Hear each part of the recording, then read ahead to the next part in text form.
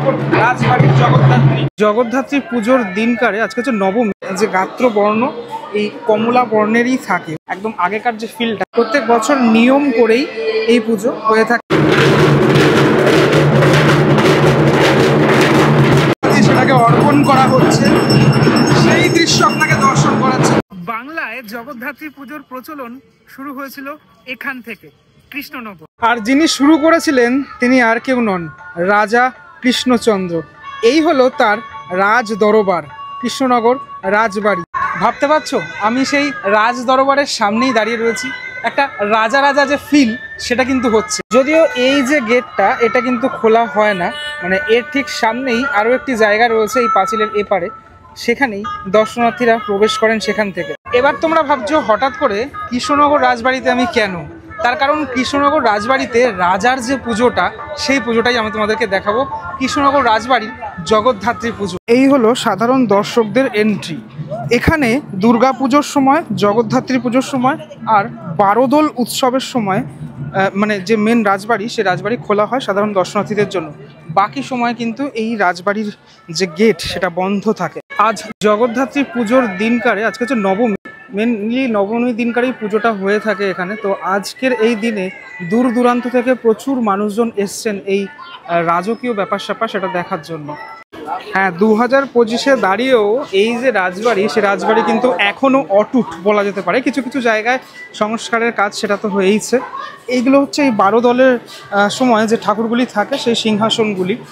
এখানে এই যে জায়গাটা রাজবাড়ির ভিতরে উপরে যে ঝাড়গুলোকে সেট করা হয়েছে এখন, তাতে কিন্তু একদম আগেকার যে ফিলটা সেটা পাওয়া যাচ্ছে।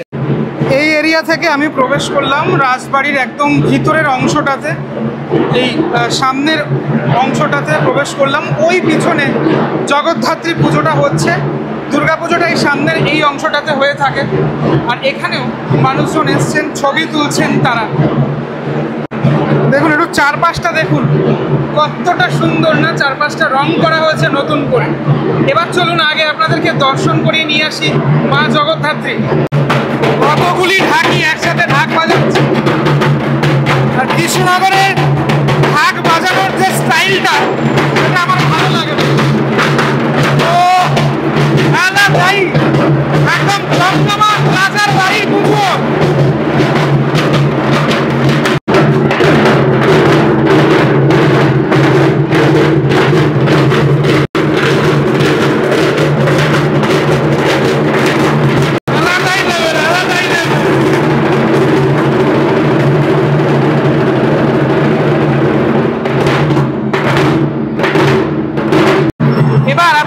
দর্শন করাই কৃষ্ণনগর রাজবাড়ির মাতৃপ্রতিমা।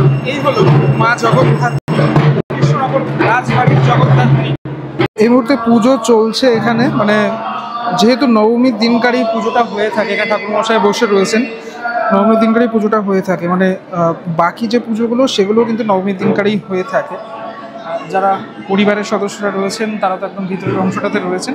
আমি যখন লাস্ট ইয়ারে এসেছিলাম তখন কিন্তু রানিমার সাথেও কথা বলেছিলাম, আপনাদেরকে দেখিয়েছিলাম। মায়ের রূপটা একটুখানি দেখুন, কাছ থেকে দেখুন। এভাবেই কিন্তু রাজবাড়ির যে প্রতিমা প্রত্যেক বছর ঠিক এভাবেই সেজে ওঠেন মা। এবং এই যে সাজ, এই সাজও একই রকমের দৃশ্য আপনাদেরকে দর্শন করাচ্ছি। কৃষ্ণনগর রাজবাড়ির দৃশ্য।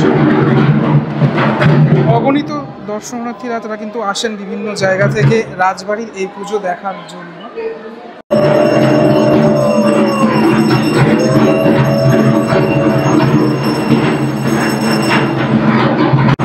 মাকে এখন পুজোর যত দ্রব্যাদি সেটাকে অর্পণ করা হচ্ছে, সেই দৃশ্য আপনাকে দর্শন করাচ্ছে রাজবাড়ির এই ঐতিহ্যবাহী পুজো।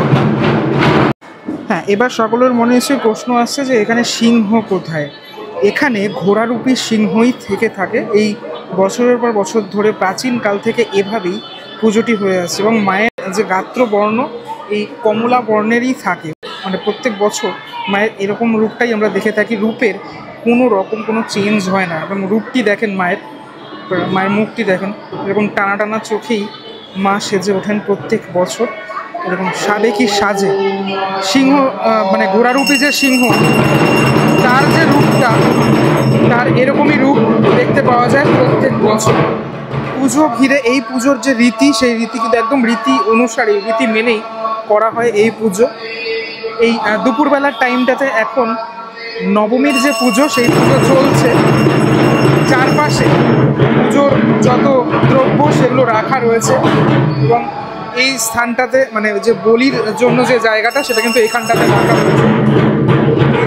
ওপরের অংশগুলো যদি আমি আপনাদেরকে দেখাই, ঝাড়গুলো মানে যেহেতু রাজবাড়ির মধ্যে ঝাড় বাইরেও দেখতে পেলাম এবং ভিতরেও পুরনো যে ফ্যান, একদম পুরনো, অনেক পুরনো ফ্যান, সেই ফ্যানও রয়েছে। মানে আপনি একদম আসলে এখানে দেখতে পারবেন মেন যে জগদ্ধাত্রী প্রতিমা, তার ঠিক দুই সাইডেই এরকম ফুলের যে বিশাল বড় এরকম ফুল রাখা রয়েছে এবং এভাবেই সাজানো থাকে প্রত্যেক বছর। এখানে কার্পেটগুলো বিছানো রয়েছে এবং এই বেদিতেই মায়ের পুজো হয়ে থাকে।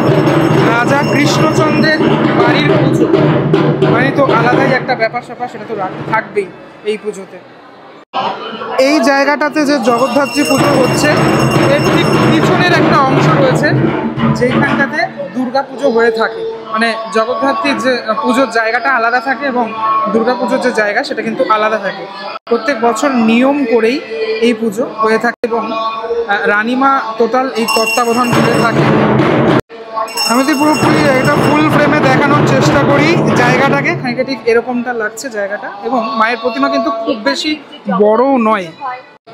পুজোর যে প্রসাদ সেগুলোকে কতটা সুন্দর করে এখানে সাজানো রয়েছে, মানে ফল থেকে শুরু করে বাকি সমস্ত অংশগুলো।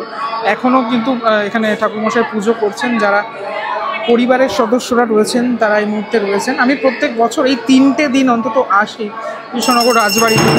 এক জগদ্ধাত্রী পুজোর সময়, দুর্গা পুজোর সময় এবং বারোদোল উৎসবের সময়। এই 3টে দিন কৃষ্ণনগর রাজবাড়ির যে দরবার সেটা খোলা থাকে সাধারণ জনগণের জন্য। মায়ের এই সুন্দর মূর্তির ঠিক সামনে মানে দুটো সাইডেই এই প্রদীপ রাখা রয়েছে, প্রদীপের স্ট্যান্ড রয়েছে। এটাও সেই পুরনো আমলের, কিন্তু অনেকটা পুরনো আমলের, সেটা দেখলেই বোঝা যাচ্ছে। এই ধরনের প্রদীপের স্ট্যান্ড এখন আর দেখতে পাওয়া যায় না বলা যেতে পারে, এরকম ধরনের বলা যেতে পারে। রাজার যেহেতু পুজো, তাই সেকালের যত জিনিসপত্র, সেই জিনিসপত্র এখনও এখানে রয়েছে সংগ্রহশালায়। একটু এই সাইড অ্যাঙ্গেল থেকে দেখানোর চেষ্টা করি আপনাদেরকে মায়ের প্রতিমা। দেখুন, সামনে থেকে দেখাচ্ছিলাম, এবং সাইড থেকে দেখুন, এখান থেকে কিন্তু এই ঘোড়ার মুখটা পুরো সম্পূর্ণভাবে দেখা যাচ্ছে। ঠাকুরমশাই পুজো করছেন এবং চারিদিকেই দর্শনার্থীরা রয়েছেন এখানে। রাজবাড়ি ঠিক পিছনের সাইডে জায়গাটা খানিকটা ঠিক এরকম, এখানে এরকম একটি জায়গা রয়েছে এবং এখানে প্রচুর মানুষ তারা কিন্তু ছবি তুলছেন একবার এই রাজবাড়িতে এসে। তখনকার দিনের যে কারুকার্য সেগুলো কিন্তু এখানে আজও বর্তমান। কিছু কিছু জিনিস অবশ্যই মানে ক্ষয় হয়ে যায় প্রকৃতির নিয়মে, সেটা তো হয়েছেই, তবে চেষ্টা করা হয়েছে সেটাকে বজায় রাখার। মানে দেখুন, ওই পিছনের বেদিতে হচ্ছে জগদ্ধাত্রী পুজো এবং এই যে বেদিটি মানে এখানে যে জায়গাটি, এখানেই কিন্তু দুর্গাপুজো হয়ে থাকে।